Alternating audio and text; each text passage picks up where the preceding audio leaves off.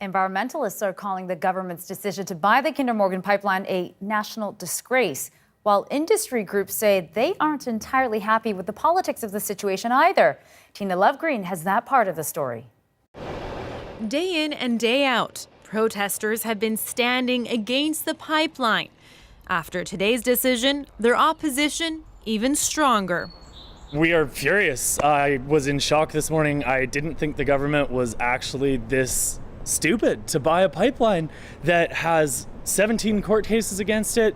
Environmentalists say the move is reckless, a letdown, and that it changes the role the federal government now plays in the energy industry. This is now Canadian taxpayer money that is putting our coast here at risk of an oil spill.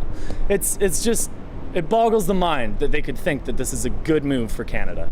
The buyout, they say, also raises questions about the Trudeau government's climate change commitments it pledged to the United Nations. You can't be a climate leader and build a pipeline to one of the largest carbon bombs on the planet. You know, those two things aren't compatible. While environmentalists shudder over the news, the Greater Vancouver Board of Trade is breathing a sigh of relief. We needed the federal government to stand firm and to, in this case, literally put their money where their mouth is to see this thing through. The CEO and president of the organization, Ian Black, went to Edmonton earlier this month to make his views on the pipeline feud known.